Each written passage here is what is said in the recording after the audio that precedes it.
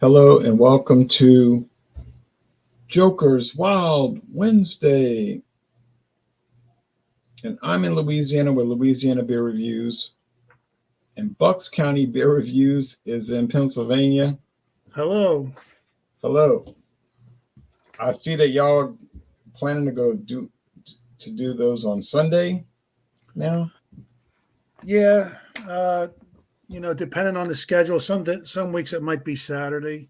Because I might be able to join, because I get where I can't watch too much football and get burnt out. So yeah. And the Saints are playing this Monday night, so I wouldn't be watching them. Sometimes I have the game on in the background, so I'm kind of distracted. But yeah, what are y'all doing this Sunday? This Sunday, I think we're doing Polish beers. Oh, he has Worka Strong, and I have Worka Regular. Never mind, because I cannot get Polish beers around here.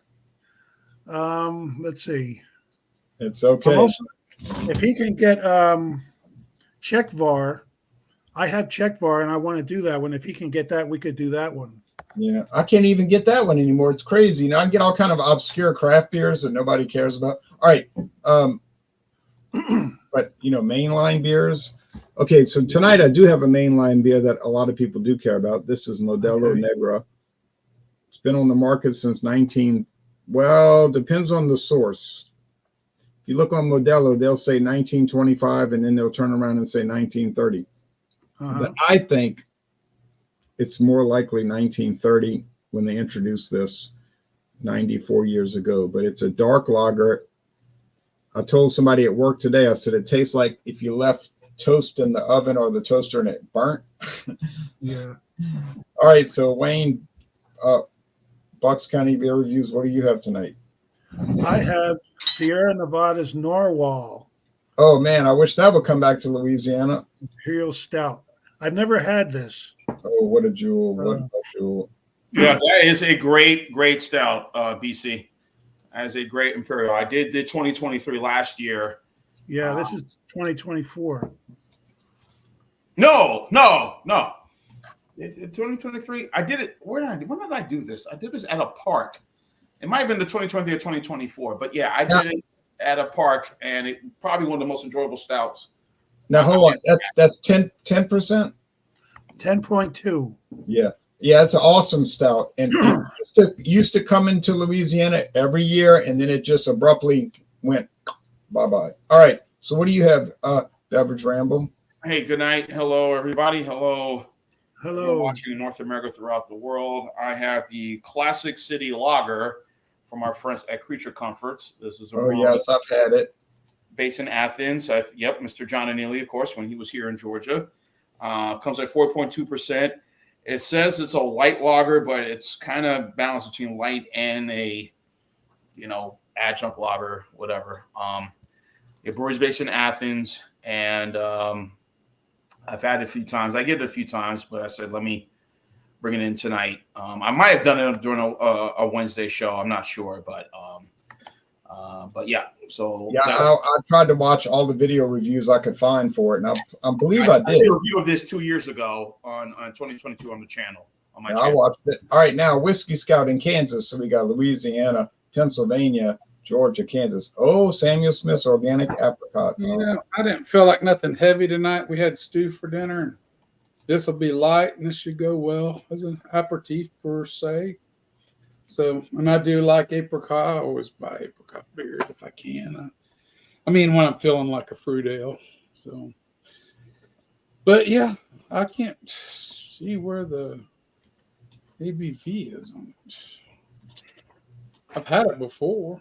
Well, I can add it later. That's not really a big issue. We can add that later. Don't stress over that. Oh no, I just we'll add it. It'll just be an empty space right now. No, that's 550 mil. Sole U.S. agents, merchant DU, Import, Seattle, Washington. I didn't know that. Certified organic by Soil Association. But anyway, it's another one of Samuel Smith's products. I enjoy all their products. I can't say that I've really actually had a beer ever. They're dynamite. Now, from North Carolina, William Kepley. Hey, William. How you doing? Great. Doing fine. What do you have tonight? I've got the good old hams. Hams Yeah, All right. from the land of sky blue waters. they're very refreshing. The land of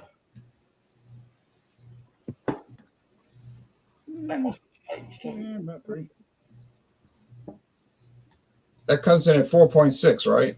4.7. Oh, okay. Sorry about that. That's all right. I wanted to. I'm sorry, what? I said I couldn't tell the difference between 4.6 and 4.7. There's an allowance of about 0.3% on these beers, so you don't actually know what we're actually, like you could get a 4.8 or a 5.1. There's a 3% difference there. Margin of error, yeah. Yeah. I wanted to start at 20 minutes after the hour, but I was listening to Ted Nugent's Great White Buffalo, and then I got distracted. All right. That's a good song to get distracted on. It was a live version from Germany, 1977. I was like, wait a minute, I got to do the beer show. All right, so here's Modelo Negra, and I will go around and show all the websites. I promise. I'm gonna crack this open. I got the Classic City website in front of me right now. And Right, I'm gonna bring it all up. Okay, so this one is dark, and I will say that 10 years ago, the company did send me $50 worth of Modelo Negra. and a couple of steaks, right? No, I had to buy that. Okay. They did send me a bunch of spices from a company called the Spice House in Chicago. Now you see how reddish, dark brown that is. Chestnut color, I guess you call it. It's weird though, because they contacted me out of the blue and they were like, yeah, we're doing this collaboration with the chef, Jeff. No, Chip, no, his name was Bayless, whatever, Bayless. All right. Rick Bayless.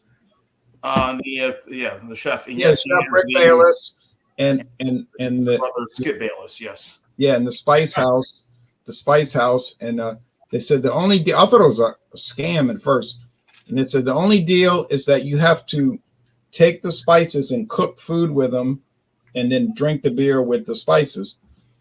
Whatever food you cook. I said, yeah, but that doesn't mean I'm going to say the beer is good just because you're sending it to me.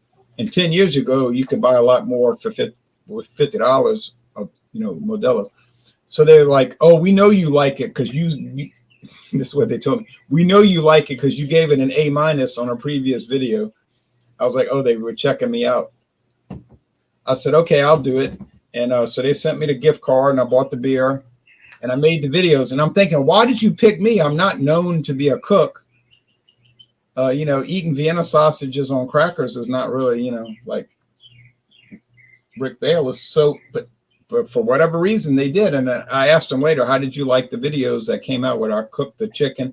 I had to do chicken, pork, beef, and then the fourth was any kind of meat.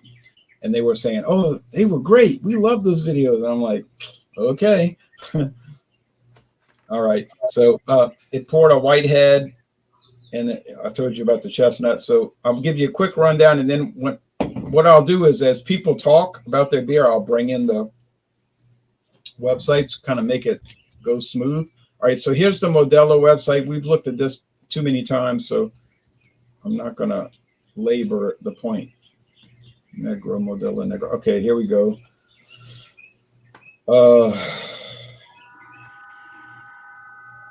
Oh, and they also sent me 2 gold rim glasses. I broke one of them, unfortunately, but I still have the other one. So it's a beautiful package that they sent. But all right.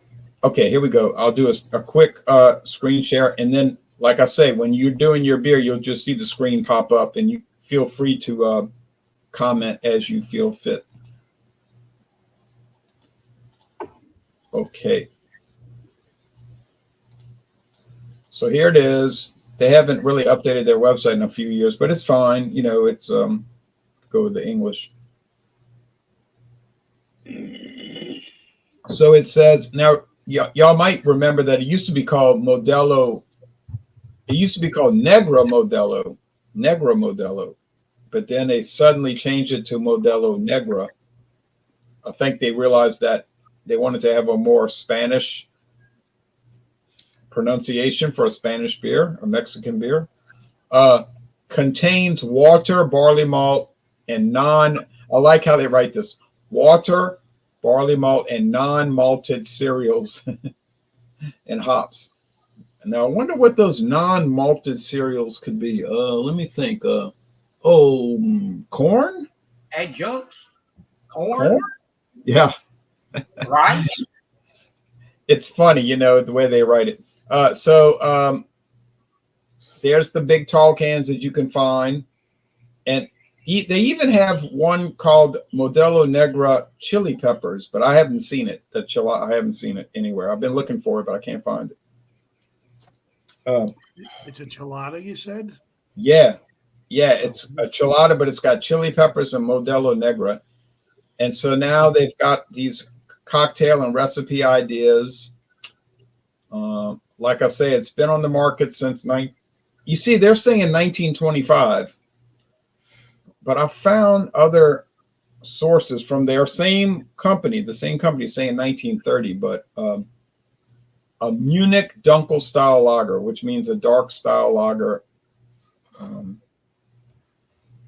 You know, they got all this fanciful description. Negra means black, dark. Galena and Super Galena hops, which are good because they don't skunk in the light, although it wouldn't matter with a dark bottle.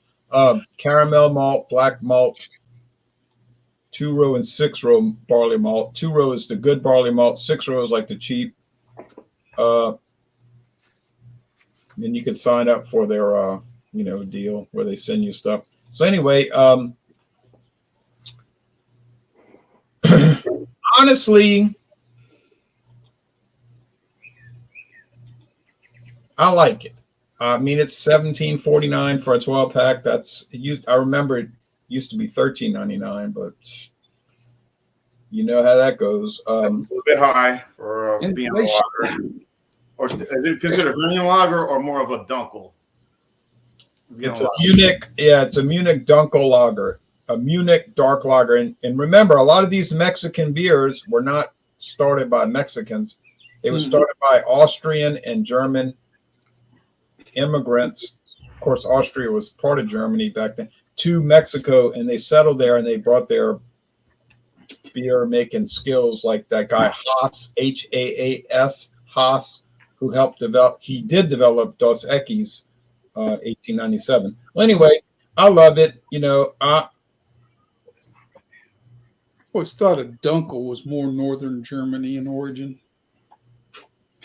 like Hamburg and up in that direction. It could be, but they're saying a Munich Dunkel. I guess in Munich they make dark beers also, but I'm sure they've been making so many beers throughout Germany for so long. Any portion of Germany can make a German style beer. I mean, that's right. And if you go even further southeast across the border into Austria, they have the Vienna lager, which is a dark beer. All right, so let's see a few more comments. Yeah, they still make hams. Yep. Cheers to you, Burley. We are, I hope, I think, yes. Okay, now next, we have, let's see, I want to go in order because I always go out of order and then people get insulted, but I don't mean anything from it, you know. Narwhal, the great classic Narwhal.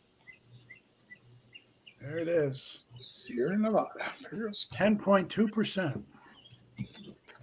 Let's see what it looks like. I've never had this. You're in for a treat. You are in for a treat. All right. I don't know if I've had What I that. like to hear.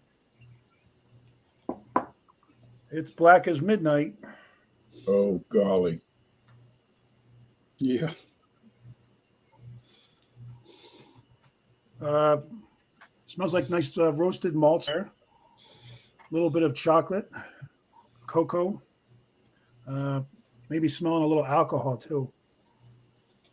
Let's dive in. There's no head. Cheers. And they even make a bourbon barrel aged version, which I wasn't too thrilled with, but yeah, they do. Okay, here we go. Wayne, Okay. feel free to read the description if you'd like. Okay. I actually wrote down a description off of Untapped. It says aggressive but refined. Our Narwhal is a malty monster of a beer. Like the sea herself, it cannot be tamed. 10.2% ABV commands reverence, boasting a velvety smooth body and a decadent finish. Narwhal is rich with notes of espresso, baker's cocoa, roasted grain, and a hint of smoke. Dive into the darkness. And it actually says something different on the bottle. It says, inspired by the mysterious creature that dwells in the deepest Arctic seas, Narwhal Imperial Stout is midnight black and bold with notes of baker's cocoa and dark roasted coffee. This massive Imperial Stout is incredibly complex and explores the darkest depths of malt flavor. I bought a 6-pack of this for $13.99. Wow. And look at that's a great deal. And look at the calorie count. So if you're looking to gain weight, I'm not. It's pretty high. It's pretty high up there for sure. Man, So I got to keep these ones to a minimum then. Maybe But this one- is more of a one week. holiday thing around the Christmas time season. Yeah. You know, it's more. But the fact that it's available year round by Sarah. I know. And look at all the malts: carafa, caramelized chocolate, estate pale, honey, roasted barley, smoked two-row pale, Cascade, and Equinox hops. Well, this thing is, woo. It's got a really good mouthfeel. It's heavy, medium to heavy.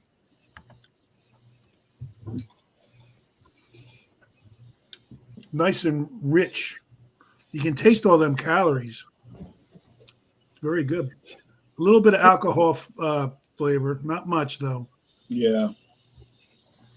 The taste of it lingers in your mouth. You have the can or the bottle? Bottle. Yeah, because I know they have cans now also. Yeah. I don't think I've seen it in cans. I'm not sure. I like it a lot. I mean, it's good. It's definitely a sipper, though. A Russian Imperial Stout for sure. It doesn't say Russian on the bottle. It just says Imperial Stout. Yeah. I I don't know. don't know why they took away Russian, so we They don't used use to say it, but Okay. political. We know but yeah, this is that is really good. I think it's better than, to me, Old Rasputin, in my personal opinion. It would be fun to People call compare. me them. nuts, say I'm That's right. crazy, but And we're going to give it a score when we come back, or yeah, we'll come back to it. okay. I know people that are from Iran, but they always say that they're from Persia. Mm-hmm. all right. Hey guys, how are you this evening? Robert, Hey, BC, and William, Mr. T. I have the Classic City Lager from Creature Comforts, based out of Athens Brewing Company. They're a very popular craft beer company, not far from the campus of UGA, who are licking their wounds after Saturday. Oh man, they messed up my picks. So it comes across, it says on the website, which looks like it's done by a high school student. If you look at the website, Classic City Lager is a clean, crisp, easy drinking lager, 4.2%. Gives a description, has a thick white head, clear straw appearance, some haziness, aroma of white bread flavor, that is a touch of cracker, has a light to medium body and a dry finish. So I've been sipping a little bit of this. You know, I've had this before. Again, I did a review of this 2 years ago on my channel. It runs about It pretty pricey. Runs about a sixer. I think about like $10, $10.99, $11.99 for a craft beer company doing a American adjunct lager. Interesting. So it's sort of like Miller Lite, but you got to pay twice as much for it. Exactly. So there you go. As you can see, here's the appearance. As you see, here we go. Cheers. Cheers. Cheers. Cheers. Now this is a smaller brewery. Yeah. Craft brewery. Yeah. Craft brewery, yes. You can get their beers throughout the state of Georgia. And I thought it would make its way to Alabama, but it looks like their Creature Comforts does not go that far. Mostly throughout the state. And I think I might have seen it on South Carolina one time. I was visiting a friend of mine going through South Carolina, and more so right on the state line into even before you get to Greenville, Spartanburg. I think that's probably the next big city after you leave. Yeah, Spartanburg. Do you know how far Alabama is from Georgia?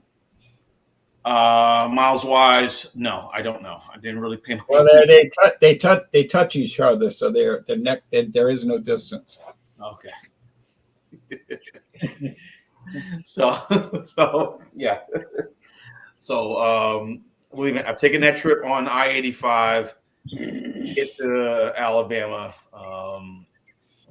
especially 2022. I moved up here. 2021, I moved up here. But do you know what is before we go to the next person? You know what is a very strange thing about Alabama? What's that, man? When you cross the state line into Alabama from Georgia, the first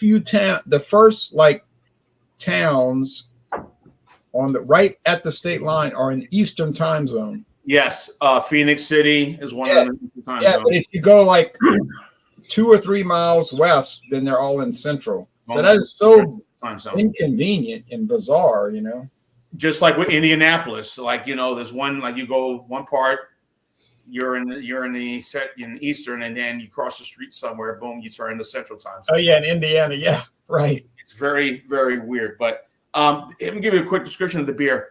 It has sort of a crackerness to it, somewhat of a plain white bread as they talk about it. And it mentions the aroma of white bread, but I'm getting that. It almost tastes like a lighter cream ale version. That's what I get. And also, there's a tad bit of a lemony, aftertaste that goes down with this. I know some craft beers want to compete, but just stick to making beer a certain way, and like with Sam Adams, trying to do a light lager. All of them trying to do light lagers. Just keep it. You don't have to worry about that. Let them do the light stuff. Just make good beers. You don't have to go and try to infringe on their territory. But yeah, this 4.2%. I don't know what I gave for my review of that beer. Maybe we'll come back to it. I don't know. Maybe I'm tasting. Maybe this has been a little bit different for me this time around. So. Yeah, but don't you like to go to a craft beer, like a what do they call them, a brew pub? Don't you like to go to a brew pub and buy a beer that tastes a lot like Miller Lite or Milwaukee's Best Light, and I'm paying what, $8 for it? Sure. Yeah. I mean, it makes you feel like you really. I leave there paying like, wow, I paid like $32 for 4 beers. Right. Hey, what a deal! What a deal! And you could have helping the economy. See, helping the economy. Yeah, your local economy. I mean, you're being. Does that make you feel good? Yeah. Uh-oh. All right. The whiskey scout. I'm busy coughing. Oh boy, we don't need that. Feel better, my friend. Feel better. It's allergies because it's that time of year. Okay. Nose, we definitely get. I've been obviously smelling it for a little bit. on and off. It did pour with a 3-finger head, and it's kind of died down to there. And it was a nice white, foamy, closed cell, foamy, frothy head. Carbonate, very carbonated. You get the apricot, of course, up front. That's just the nature of it. You get sort of a syrupy, sweet note. And I'm going to describe it like this. You get a slight bit of funkiness and I'm sure it's from the yeast in it. There's just a little bit of funkiness going on. But it's not like stinky, like cheesy, funky kind of stuff. It actually works with the beer. It's part of that fermentation. It's sweet. It helps build that sweet character with it. Smells good, really, actually. It's very good. I'll read it for a second then. Handcrafted at the tiny All Saints Brewery, set up in a time warp in Stamford using old manually operated brewing equipment. Finest underground, organically grown barley and wheat are used to create a complex ale, having undergone primary and secondary fermentation with different yeast and extended maturation. Samuel Smith's small independent British brewery at Tadcaster. Wait a minute, you lost me when you rolled it up. At Tadcaster, there it is blended with pure organic cherry, strawberry, raspberry, or apricot fruit juices, and more organic beer to create fruit beers of considerable strength and flavor. The smooth, distinctive character of matured beer serves as the perfect counterpoint to the pure organic fruit juice.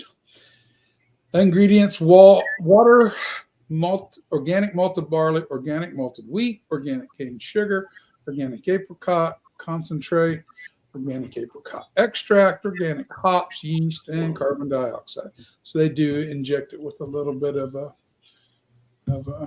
carbon dioxide to give it that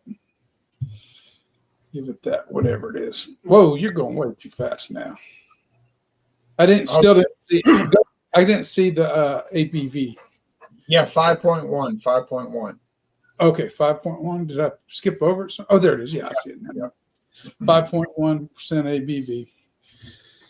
Anyway, and they used to, if I remember right on the bottles a few years ago, they used to make a big deal about the well underneath the place they got the water from. Oh, yeah, the special well water, and then they age it in open Yorkshire squares made out of stone. Right. But I didn't see that on any of that you brought up there. Oh, no, it's still on there. I can bring it back up. Okay. Yeah. No, I believe you. But I don't see it on the bottle either. But they used to talk about that quite a bit. All right. To the taste. Cheers. Cheers. Goes to the taste.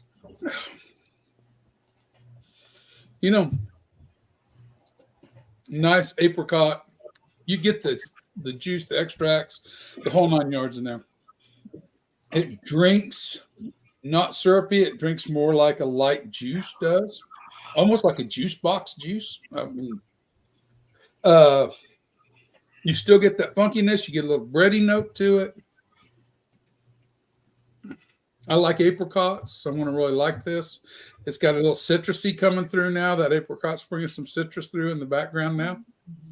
And that's really pleasant. It helps cut the carbonation help cut what little syrupy texture there is in there.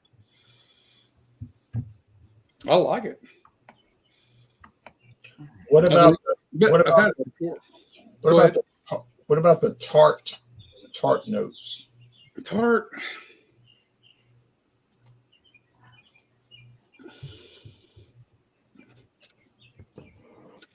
Yeah. And it don't drink like a sour. It's not at all tart like a sour is. It's more like what's them little round discs, different colored round discs that you get. Sweet tarts. Oh, yeah. Kind of like a sweet tart, but not quite as strong as a sweet tart. But you kind of sort of get that, but it's there, but it's not. It's not overwhelming or really super noticeable. It just drinks like a juice, a tart juice. And Yeah, I've had a few of their organic fruit flavored beers. I've had the I cherry. was very pleased. I was very pleased. Yeah. I've had the cherry. This is the second or third apricot I got. That place out of California that produces apricots. I can't think of the name of it. Beer. But it's still on the market with some 2017s in East Wichita, but it's getting to the point I'm kind of spooked to buy them because they're low ABVs. Like Oh this. yeah, you got to watch that. Yeah. That can Yeah. be- But you could also still get the Lindemans. Lindemans has an apricot. Oh, the creeks. Yep. Yeah. I like their cherries too. Cherries and apricots. I like both of those a lot. I just finished the cherry pie for dessert, so I love cherries. And I didn't care for, I mean, I liked them as a kid, but it's just one of those things where your taste buds change as you get older. And Yeah. I like raspberries at all as a kid. Now I like raspberries, cherries. I still like blackberries, blueberries. I like berries. Anyway, I guess I'm an old We bear. are cherry pie. That's a whole different thing. That has a whole different connotation. Yeah, absolutely. Yeah. That's a tough act to follow. William, here's the hams I used to like. I'm going to show you. Here's the hams, but they stopped making it about 20 years ago. But here's the one I used to buy when I would go on road trips to Chicago. Golden Draft. I've never seen that. Oh, the golden draft. Woo-hoo-hoo! Nice pitch. Unfortunately, it's no longer in existence. It was sort of like a knockoff of Miller Genuine Draft, and then Miller sued them and said, if you call, because they used to call it Ham's Genuine Draft. When it first came out, it was called Ham's Genuine Draft. And Miller said, I guess you want to go to court, right? And they said, no, we'll change the name to Golden Draft. And then when they got bought by Miller, then that disappeared. But anyway, here's the website for Hams. William's got the floor now. Yeah, that was a short-lived sort of fad doing the draft beers, but it didn't have much staying power. No. But Hams at one time was the largest brewery in the country back in the heyday, but they had, not surprisingly, they changed ownership a few times since then. At one time, they were owned by Olympia. Then Stroh's purchased their brewing facility in St. Paul. Stroh's ran that for a few years and closed it down in 1997, which ended Hams as a company per se. That was after 137 years of brewing beer. And Pabst, like a lot of the other adjunct markets, they gained the intellectual property, bought it up. And in 1999, Miller purchased Hams from Pabst, which at that time Miller begat SAB Miller, which begat Miller Coors, which begat Molson Coors. And that's where we're at right now. This brand it's in the Molson Coors lineup of beers, and apparently it's doing pretty well. You know, it came in my town in 2017 when they started, and it's been here since now. We're in 2024, so I guess it'd be in its 8th year of us staying. And believe me, in this area, if it doesn't sell, it's gone. These distributors have very, very little patience for some of these fringe beers, the ones sort of like, not competing with their big name beer. So we're still Right. So if the sales are slow, it will not last. It will not last. I've had many of my favorite beers bite the dust. I go one time and I say, I buy a little bit extra because I may never see this again. I've learned too many times. I've been bit too many times for taking anything for granted in the beer. Get it while you can. Get it while it's available. Just like with Michelob Lager, which a couple of stores I know I've seen since, like with Michelob Light, not Michelob Ultra, but Michelob Light. Get it while you can, because it will be gone before you know it. One thing about Hams, their mascot, the bear, was minimized when Miller purchased it because they didn't want it associated with kids, like with Joe Camel and smoking cigarettes. So they sort of shelved the bear and put him in on the sidelines because it was a sort of bad PR image at that time. But at one time, the bear was really a big part of the merchandising and marketing of the Ham's brand, and back in its heyday. But I've got a little information here. I'll read off about the Hams here. The beer refreshing. The magical Hams dates all the way back to 1856 when Theodore Ham immigrated to St. Paul, Minnesota from Germany. Over 150 years later, it is still beloved by fans across the country. Hams offers an easy-to-drink, balanced taste at 4.7% ABV. Ron, I'm a big history buff, and one interesting thing about the Hams family history was the kidnapping of William Hams Jr. That happened in the 1930s. He was kidnapped by the Barker Carpus gang. When you hear the name Barker, you might associate it with Ma Barker. Everybody knows, the Ma Barker. Yeah. Kate Barker, she was the matriarch of that crime organization, allegedly. As you oftentimes history, years later, it's sort of, they take a separate look at it. She may have not actually had that much to do with the gang.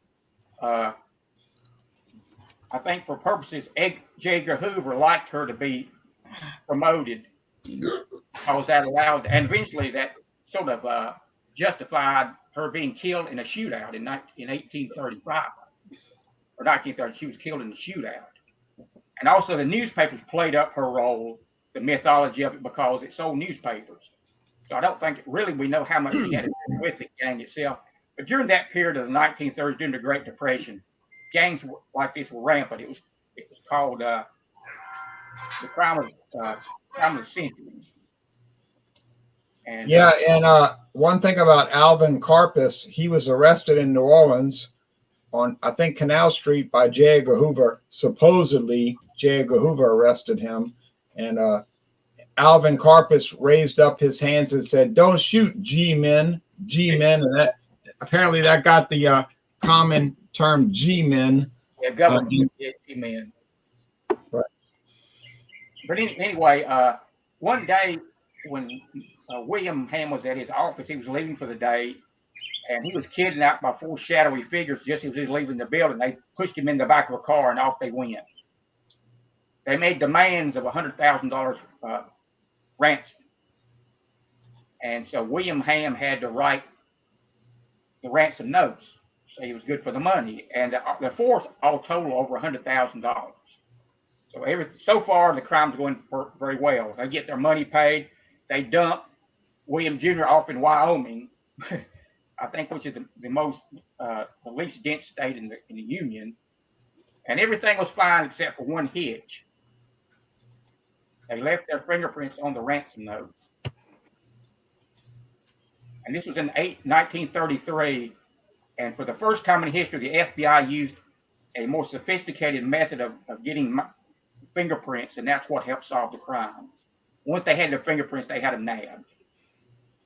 Really? And it was called it said, here's a little bit of, from the FBI website. It says, a forensic first. It's called the silver nitrate method, and its application in the Ham kidnapping was the first time it was used scientifically to extract latent prints from forensic evidence. Scientists had just thought to take advantage of the fact that unseen fingerprints contain perspiration chock full of sodium chloride, common table salt.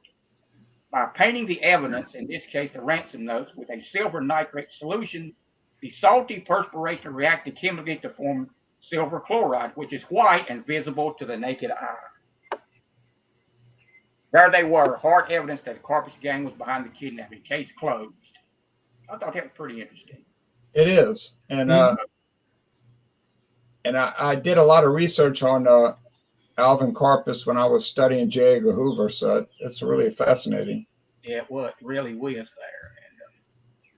And I think Alvin Karpis got released from prison in 1971, and then he died. He didn't live too much longer after that. But the one I have tonight, they redesigned the can back in 2022. This is the current can they have. I like the other can, but this one looks fine too. That's an old design. That's an old classic design. Yeah. And on the bottom of mine, this one, the best by date is December the 16th, 24, so it's well within the freshness date. This was brewed on a Thursday, which is D in the lettering system, at the Golden, Colorado facility at 12:10 p.m. That's when it came off the production line. So I have that can that's in the picture right there. I like that can. I remember. Ron, ever since I've been drinking on a regular basis, I kept these like a scorecard. Hams is the beer that I've drank the most of adjunct lagers. Really? It's by number of beers, no, by volume. Go. Miller High Life is the overall leader, but I've drank some of those like in the ponies and stuff, so it's had more ounces, but actually the most beers I have is Hams. Excuse me. So it's sort of like a baseball standing or something like that. So I'm very familiar with the Hams here, and I'm going to go old school and crack it open with a turnkey. A turnkey, okay.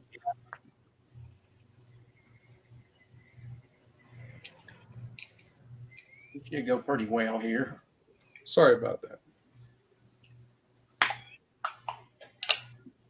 Apparently they still do make bottles, but you'll have a heck of a time finding bottles. Huh. We'll find the old turnkey. And My Uncle Wayne used to drink a lot of Hams. I just go rob him when I needed some. Then my uncle, glasses here. oh my God, he was married to my aunt. He passed. I can't think of his name now. Anyway, he drank Olympia. So it was either Hams or Olympia, who I could swipe from.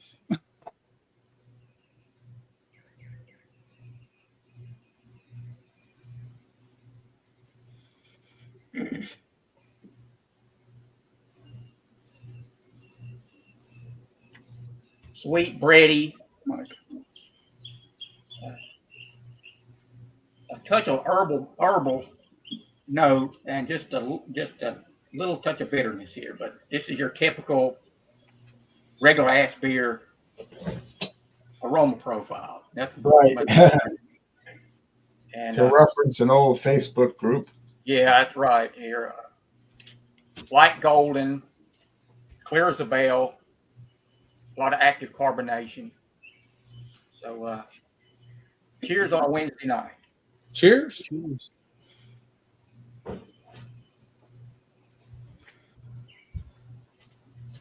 Cheers.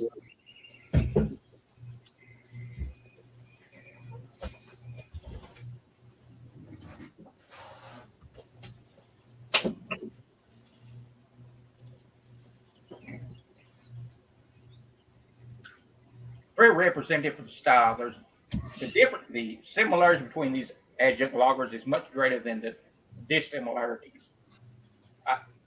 I think in general is buy for price. If you find one that you like at a very good, where they run regular sales on at a price, because like I said, there's an orthodoxy about beers brewed in this style. There can't be a lot of deviation. No. And so they tend to, sort of lump together. But this one here is like crisp, clean, refreshing. It's got a little bit more of a fruity note, I think, that maybe some of the adjunct lagers. And I think that's why it's won a couple of competitions where craft beers did the voting. There was one in 2017. The Chicago Tribune did 16 macro lagers, and that all the judging was done by craft beer brewers. And Hams was a knockout winner. Really? Really? Just check. Google a 2017 macro lager Chicago Tribune. It was a 16 beer taste test, and Hams was, and another magazine was called Taste. I think they might have been a little bit skeptical about it, so they did their own test based on the same criteria. They got exactly the same results, almost to a T. So Hams may not be well regarded among some that do the beer advocate reviews and Untapped and everything, but the people in the know, it's surprisingly well regarded, I think, for an adjunct lager. And like I said, I've drank it a lot, And I sort of validated myself a little bit by when I read those reviews because I've been drinking it regularly and have been before then and ever since. But I'll take another sip of it here.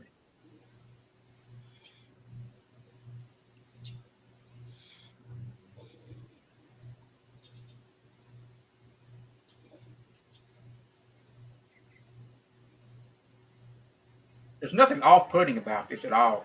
I think it's with some, like the Miller High Life, I think sometimes you get a bit of a vegetal note.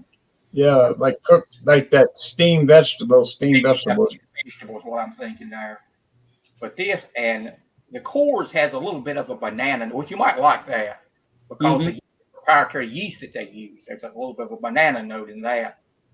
But this one just, comes across.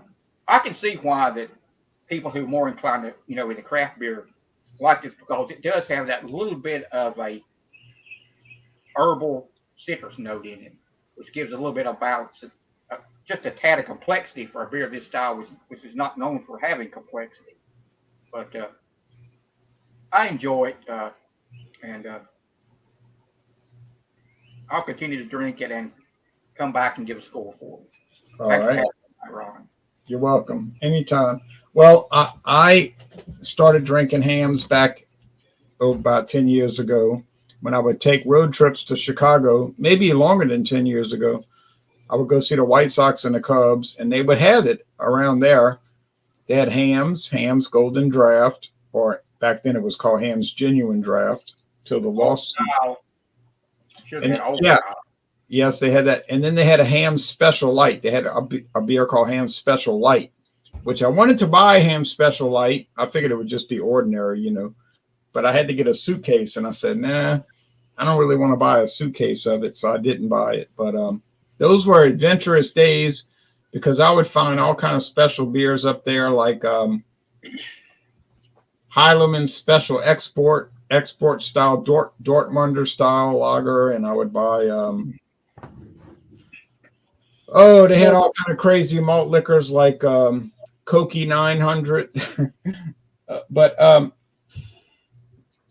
that's gone. But as far as the Negra, the Modelo Negra, I really love it. It's one of my favorite beers. Honestly, I'll just admit that. I think it can go toe to toe with most craft beers. I know it's an adjunct. They use that Mexican corn, which is different than American corn from my taste. I think it tastes different than masa corn. But I don't know. It's getting a little expensive. $17.49 for a 12-pack. That's getting a little bit outrageous. But it's just that demand drives the price. So Modelo is so popular that people buy it.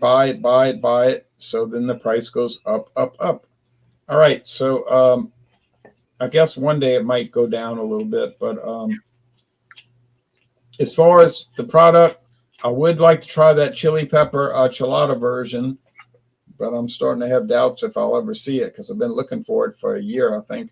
But I'll give this, I think I'll give it a 93. It is most excellent. They claim it's been on the market since 1925, although the website in another section says 1930, but all right, whatever. It's at least 94 years old, and it might be 99 years old, but it's a winner. If you're like a light beer drinker and you drink Bud Light or say Coors Light or Michelob Ultra and you want to try something with more flavor, you might find this is very extreme. You might find that Modelo Negra is an extreme beer because compared to Michelob Ultra, it would be extreme, but ultimately it really is not. But I love it. So 93 out of 100. As far as promos, this Friday we're planning to do Fandango Friday. Any liquor or liqueur, I don't care. You could bring the same one every week. People might find that strange, but you could do it. But anyway, and then Sunday we're going to do Stout Sunday. Any porter or stout porter Sunday at 10:30 a.m. I know that's very early. So I can understand that people not wanting to join, but And then next Wednesday, we're going to do, I think I have this right, pumpkin.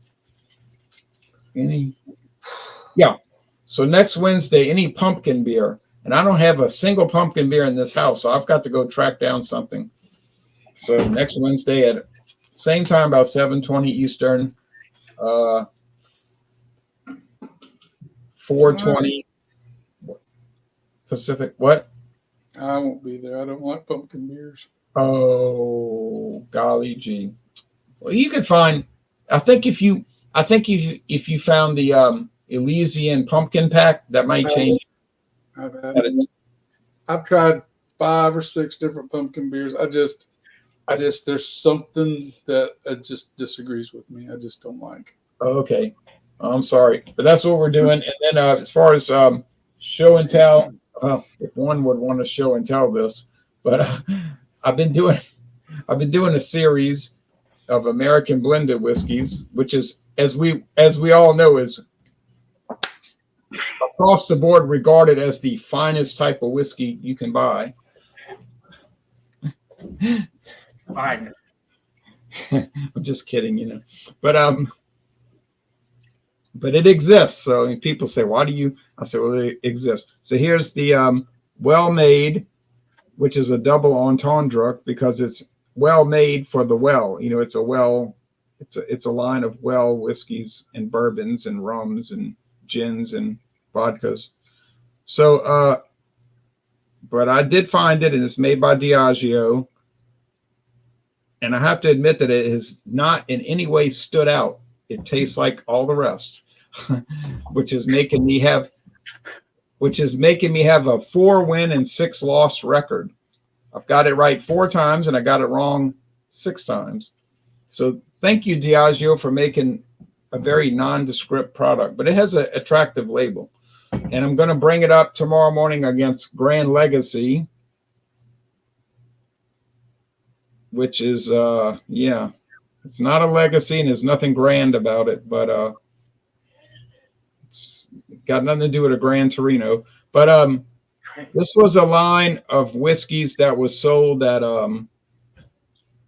CVS Pharmacy, but they cut everything. It probably wasn't selling, but of course it's made by Buffalo Trace Sazerac, but you'll never see that at the distillery tour. But they did keep two products. They kept the Connery's Irish Cream liqueur from Sazerac, well, at least handled by them. And another one they still have on the shelf is the Kentucky Straight Bourbon Whiskey, Jethro T. Boots. Still there. I had that one. And William and I did a duo examination. So it's amazing. That's the only one still in play. But so yeah, that's what's coming up. So turning it over to Bucks County Beer Reviews for the classic and famous Narwhal. Yeah, as this is warmed up, the predominant flavors I'm getting are alcohol, cocoa, and raisin. Really? I don't think I'm a huge fan of the really strong stouts. Whiskey Stout is doing Samuel Smith's. This is my favorite stout. Oh, that's very mild. Yes, it's very nice. It's a 5%er and it's delicious. Now this one, this Narwhal, I think it's good. I'd probably give it a 92. I don't love it. It's not as enjoyable as the or Samuel Smith's. I would like to try the bourbon barrel aged. You said there's a bourbon barrel aged Narwhal. That might give it another dimension. I might like it more. It's really tough to find, though. I have never seen it. Maybe it'll show up here. Maybe it won't. When you see the price tag, you really... Yeah. Hopefully I could find a single of it, not a 6-pack. Yeah. You might. You just might. As for show and tell, William was doing hams. I just wanted to show this old hams can. Oh, man. Flat top. Got the turn. I guess this is probably from like the late 50s or very early 60s. I think they got rid of this kind of top in the early 60s. Now, wasn't that like a steel can? It's steel, yeah. They rust. They will rust. In fact, you can see rust on the top there. See it? It's Yeah. pitted a little bit. It's a pretty can, though. They always have a seam, right, where they were clamped together. Like, Yeah. See that? You yeah, can see it going up and down here. I remember those cans when I was a little kid. You know. That's the bottom. Yeah. You could find them on the side of the road for years before the one side would rust out that's laying on the ground. Go. My mother used to drive me around looking for beer cans when I was a kid. Now that's back in the bad old days, though, because that's back when those cans would make everything taste like metal. You know. I never got to try one in a steel can, so I couldn't say. But I can remember people talking about that. They're like, it tastes metallic, but I'm kind of like you. I just kind of experienced the aluminum. if you look right here, it says keg lined. They line the inside of the can with something.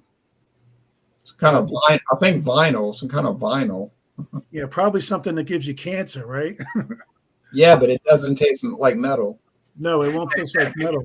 Right. It's a trade-off. Yeah. Yeah, good tasting beer, but you'll get cancer later on. Right. So it's Right. the way you want to balance it. Right. As far as what I'm doing next, I have a few IPAs. I didn't bring anything down here. I do have a good pumpkin beer for next week. Oh, it's good. I didn't bring it down to show. I'll just surprise everybody next week. I found a pumpkin beer in a big can, which I've never seen before. So I'll be bringing that. Last week I was going to do the Oktoberfest. I bought a 4-pack of Workhorse Oktoberfest. Remember Workhorse Brewery, Jay? The first time I sent you beer, I sent you a couple of Workhorse beers. Yes. That's from Philadelphia. King of Prussia, Pennsylvania. Which is close. That's close to Philadelphia. Yeah. So I'm going to be reviewing that on my channel, and I have a bunch of IPAs lined up, and I have a live we're going to do Sunday on Polish beers, me and Drew.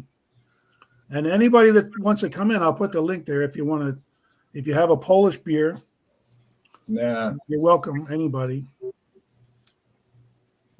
And that's it. Okay. Well, thanks for joining. Thank you. Man, I remember the good old days back 2011, 2010, 2011, 2012, when they used to have these big bombers of pumpkin beers from like Samuel Adams and all of those. And they were like, the stores would be full of pumpkin beers. But now, shoot, you could find one bomber of pumpkin beer from St. Arnold in Houston, Texas, and that is it. What now? What can they sell at the present time? And we're not going to buy a lot. We're not going to bring in a lot because we don't want to keep a lot of that stuff on the shelf. Oh, yeah. They still got pumpkin beers at Mathern's left over from 2023. Yeah. No, but they're good because they're imperial stout, so they won't go bad, you know. All right. Classic City lager from Creature Comforts. I'm going to give it. What's weird about the taste of it, it had, like I said, the sort of a bready, very crackery taste to it, and thinking it was a cream ale, but it had just a very off-putting taste. I think that's pretty much what I said when I did a review of that in 2022. I'm going to give it a 79 out of 100. Oh, a C plus. Yeah. And that's my thought of it. You know, again, a lot of these craft beer companies are doing these lagers, light lagers. Some of them have been success. Others have just been a big swing and a miss. And but let's look at it like this. It's not really good, but at least you got to pay a lot for it. No, thank goodness. $1.99 for this can at the store. And the pint-sized can, what is it? 18.3 ounce can. I think that's what it says. 19.2. Right. 19.2 ounce can of pint. This Well, is what craft beer has come to. $1.99. So I think I did okay on it, but overall, no. So as far as promos, I got no beers to review. Question mark for Friday, for Fandango Friday. Like I said, I hope you can make it. I hope you can make it. we will see. We will see. And same for Stout Sunday. Or are we doing Stout Sunday? Well, we'll talk about that later. Anyway. No, that I am planning to do it. Yes. Okay, so that'll be the first Sunday of October. Bring a stout porter, 10:30 a.m. Eastern, 7:30 a.m. Pacific for that. And next Wednesday is again what we're doing. What about a jack-o'-lantern? What does that remind you of? A jack-o'-lantern? Okay, a pumpkin beer. Yeah, any pumpkin beer. All right, which used to be easy to find, but now is like a little bit of a problem. All right, That is it. That is it. That is it, everybody. Thank you, Jean-Pierre. I know you're upset because the Astros lost. We get it. Yeah. That was a give me right now. And right now the Mets up 3-1 over Milwaukee. So I was looking at Bregman. Bregman was staring at the screen like, what just happened here? Okay. Did the Tigers win earlier? Yeah, it said the Astros lost. Okay. Tigers. There's another American League team playing tonight, right? The Royals and the Orioles. Yeah. Okay. Yeah. All right. Well, anyway, let's get off of that because it's a big All right. Yeah. Well, it's a fruited ale. Apricot is one of my favorite flavors. I love apricots, especially dried apricots. So there's not much I'm not going to like about this. It doesn't bowl you over. There's not a lot of ABV on there. You don't notice the 5.1% at all. Drinks very well for me. Very nice aftertaste. It lingers just fine along the palate. So I think I'm going to have to give it a 91 out of 100. A minus. I really like that. Really don't know what else much to say about it other than I like that it comes in a 550 ml bottle. Yeah. 500. No, I think it's a 550. 1 pint, 2.7 ounces, but somewhere I thought I saw. Yeah, 550 mils right there. Really? Yeah. Wow. That is extra special. Okay. I'll stand correct. Really? Man. That would be my choice of that. If we're going to talk about little things, I'm trying to date this little bottle I found the other day. A little liquor store, Wild Turkey 101, or Rare Breed Barrel Proof. It is 112.8 proof, which puts it back about 2014 time range. And if I look up the date code, LLDI, the one they show for DJ is 2014. So I think DI, I precedes J. So late 2013, early 2014. Man. So me and my friend David. Oh, I'm sorry. Keep going. You can occasionally find them in little liquor stores. You just walk in and sometimes they're there, and I don't know. They were never big sellers like that, but I always liked it. As we see, I've already opened it and had it with my bourbon. Yeah, it's $3.75, right? Yeah. Oh, yeah. Me and David were talking about you the other day, but not in a negative way, because we were talking about, you see, last week, I know you weren't able to join Fandango Friday, so I was showing Seagram's vodka, extra smooth vodka, and they were talking on the website like, well, we use our vodka begins with batch fermentation, and they kept talking, and I'm like, they're talking about batch fermentation like I'm supposed to know what that means. So nobody knew what that meant, and David said, well, if Robert the whiskey guy would have been there, he would have known what batch fermentation meant. So I said, well, maybe. I guess he would have, but we were lost, like I had to look it up and read about it. You know what that means? Batch fermentation. It means it goes by, they do a batch and then The next time they ferment, they might change a little subtle change here or there. So they keep everything in batch numbers and batch codes. That's about all I know about it. Yeah, what I read about it, and I was reading about it, they said this is what the internet told me. There's different ways to ferment a liquor, okay? So they claimed that batch fermentation means they take all the ingredients that are used in a batch and they ferment it together in one shot. Mm-hmm. Whereas other liquors, they'll add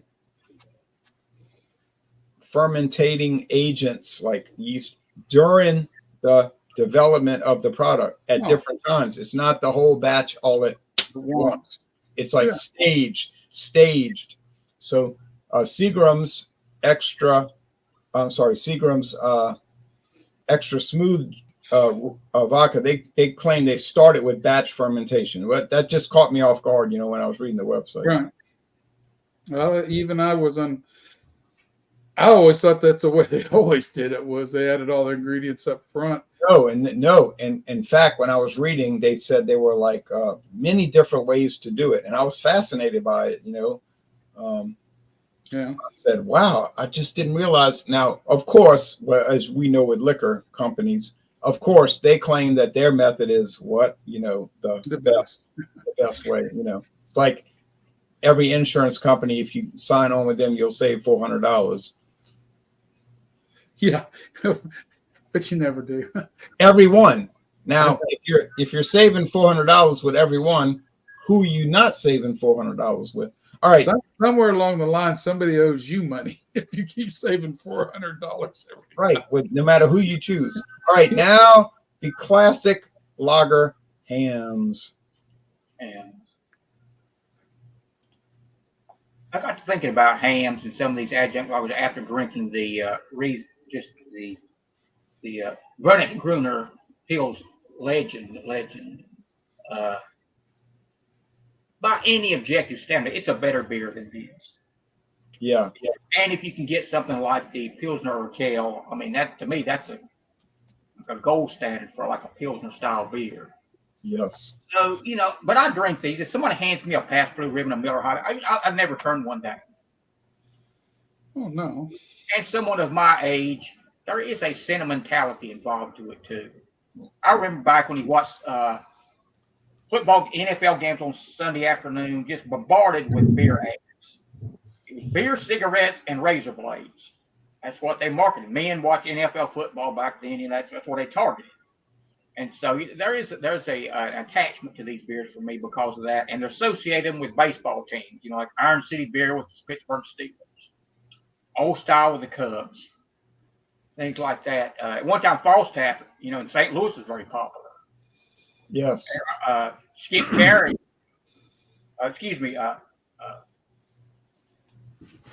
Harry Carey.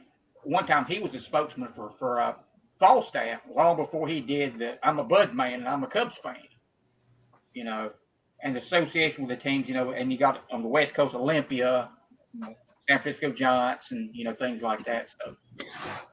So and I'll continue to drink them, and I think basically on the big scheme of things, hams is not an exceptional beer. I mean, if you had a median of how many beers are better than the hams, how many beers are lower than hams, would be below the 50% median by far in the big scheme of beers. But within the adjunct lager category, I think it's one of the better ones actually. And like I said, I drink a lot of them, and so I have to judge it within that style itself, which is not an exceptional style to begin with. So I would give the hams a 92. I think that's fair. And like I said, it has gotten some very good recognition from people who know a lot more about beer than I do. And but I'll continue to drink it along with the other ones. I know back in 2017, I was sort of going off inspired by your beer projects. I tried to find a lot of these brands. And surprisingly, through using the websites, I found a lot more of these adjunct lagers than I ever thought. When I got Carling Black Label, I mean, that was it. I said, I fit. That calling's very hard to find, William, Yeah. especially here in Georgia. Very hard And to I find. got Pearl. Yeah, that's really hard to find. Oh, Yeah. that's back when I used to do the light beer project and the regular beer project and the malt liquor project. Yeah. One summer, I spent a lot of time trying to run down these beers. But the more there wasn't. I never got one that said this is the one. This is it. But by the same token, there weren't any terrible ones. Like I said, there's an orthodoxy about these ways of the product that's the same. There's a similarity. So if you find one you like, and it's at a good price, probably well advised to stick with that one. 25 years ago, 30 years, 28 years ago, my one was Schaefer. I used to buy Schaefer, and it was called the Weekender. It was a suitcase. You could get a suitcase for $7.98. I got the Schaefer in a Kroger store. It was right beside the Stroh's, so I did a 2-for-1 side by side. Schaefer and the hams here is about $4.99 for a 6-pack. So price wise, it's a pretty decent bargain. Yeah. Now, any promos? Okay, go ahead. No, William, any promos or show and tell? Not right now. I'll try to pick up something for the Fandango Friday. It's a beautiful day today in North Carolina. The remnants of Tropical Storm Helene, finally, it's all moved through everything. And we had a beautiful day today. I was out riding the bike and motorcycle. We've got about a week stretch of great weather coming up. So Friday I'll head enough time for folks to clean up and start over, pick up the pieces. But the devastation in North Carolina around the Asheville area is it's heartbreaking. Yeah, terrible, horrible. The pictures of that, the destruction. I mean, it's I just happen to be located in the middle of the state. Yeah. But if we took a different path and came here, there with the grace of God. But I really feel for those people, in that area. It's going to be a long, long time before they get back to normal. Right, because consider New Orleans got hit by Katrina in 2005, and they're still not recovered, and that's 19 years ago. I was looking at pictures of Chimney Rock, which is near Asheville and near Flat Rock, where Carl Sandburg lived. And I mean, it's just rubble, complete destruction. And like I said, it just happened to be they were in the path just came right up in the western North Carolina. Here I am 150 miles away, and it rained a lot here, but as far as person and property, we're pretty much spared. Right. That's the way it goes. Oh, hi. Okay, now Hector, you're joining kind of late. We're about to close it out. Oh yeah, but can I close out? Or are you guys about to leave? We are about to leave, but what can you show us? Oh, I have hurricane high gravity. Oh boy. Yeah, it's a big boy. I'm doing the big boy. Okay, well I'll give you 2 minutes. I'll give you 2 minutes. You got 2 minutes. Yeah, 2 minutes. I'm gonna leave. That's it. 2 minutes because I poured some of it already. So 2 minutes. Oh yeah, 2 minutes.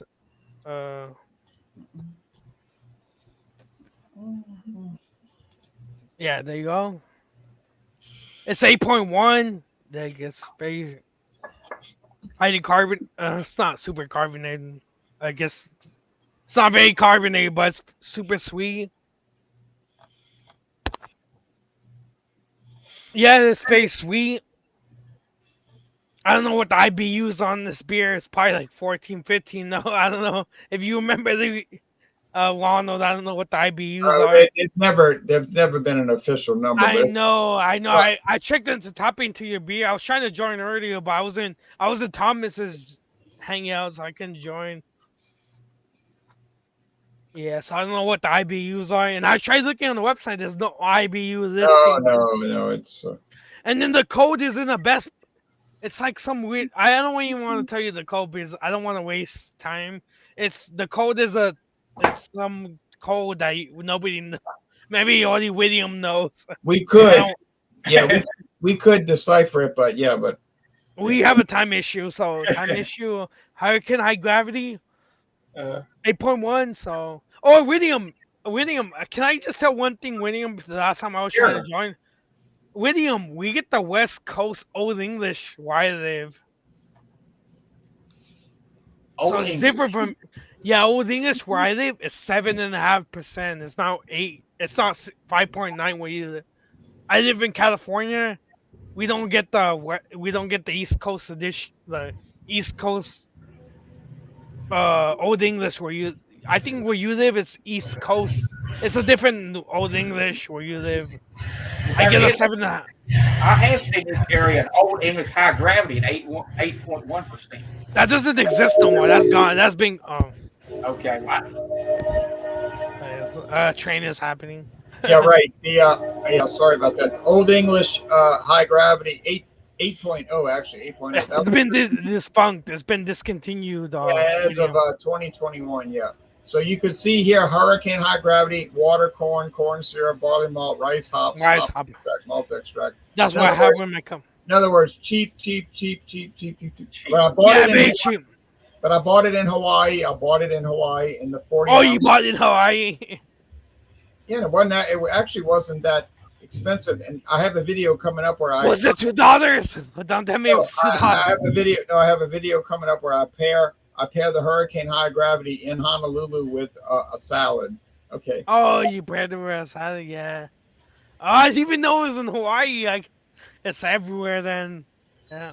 Yeah. Very common. Very, very common in Hawaii. Yeah. Oh, how does my camera look, Wano? Is it okay or fine?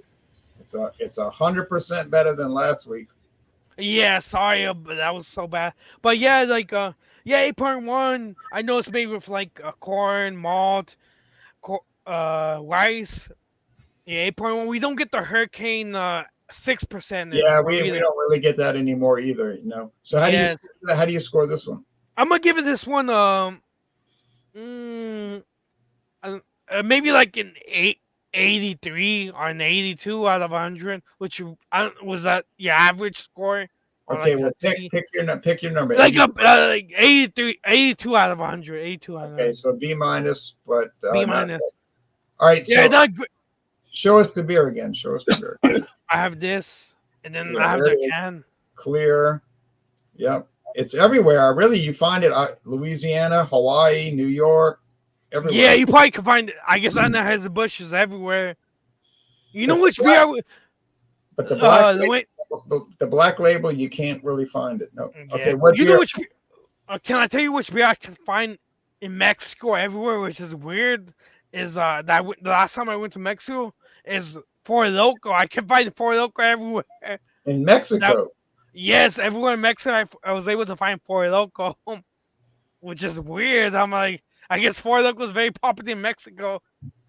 It's just weird. That's almost like the United States using But it's only the thing is, Four Loko in Mexico is only 8. I think it's only 8 or 6%. So it's a lower alcohol. It's a lot different product. Yeah, it's only 8 and 6%. I've been to different places, 8 and 6%. So it's a different product. You see, that would make an interesting series. Yeah, maybe. But if you ever go to Mexico, I don't think you ever go down to the border or anywhere. I've been to Mexico many times, but not lately. But anyway, all right. So, Hector, you can close this out. Yes, I would just. I would give it this what. Yeah, I would try it, and I'm gonna give it out. I would just give it what I gave it to. Was it like an 84 and 85? Yeah, an 82. You're 82. Yeah, an 82. I would just give it a very below average. I don't think this high gravity is super.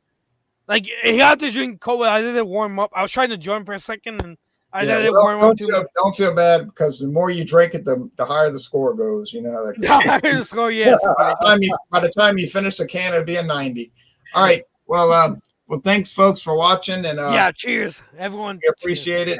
Thanks to Hector and Bucks County Beer Reviews and Beverage Ramble and Whiskey Scout and William, and y'all take care, and see y'all in 2 nights. Yeah, prayers to everyone that had a hurricane. Oh yeah, it was horrible, a nightmare. Yeah. Right, we'll see y'all in 2 nights on Fandango Friday. Yeah, Fandango Friday. Bye. All righty. Bye, everybody.